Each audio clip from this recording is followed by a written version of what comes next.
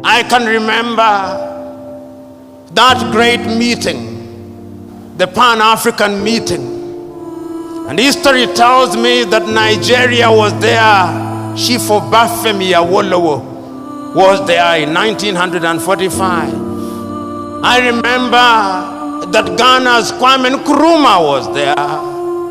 And then we remember how they came back to the continent to lead the continent.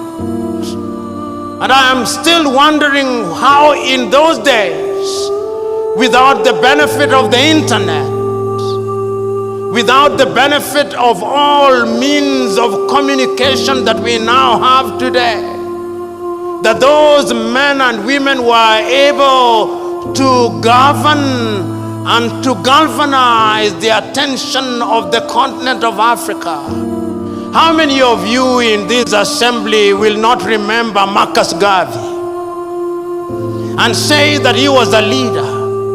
How many of you here will not remember Julius Nyerere and not say that he was a leader? How many of you will remember Kaunda, Amilcar Cabral, Samora, Moises Machel, Agostino Neto, Namdi Azikiwe, Abubakar Tafawa Balewa, Gamal Abdel Nasser, and many others, and remember that they were leaders who did not want to occupy political space because of material aggrandizement. They denied themselves.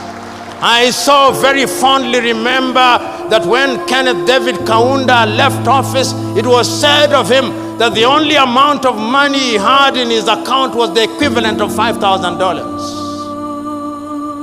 That is what your current politician eats for breakfast.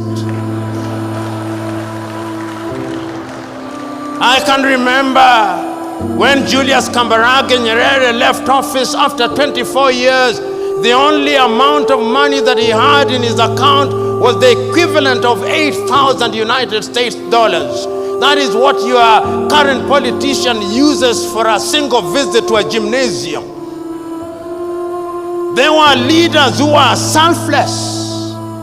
They understood that it was an honor and privilege. They sacrificed their lives. They saw their positions of leadership as that of leading their brethren. They did not think that they were superior to the people they led.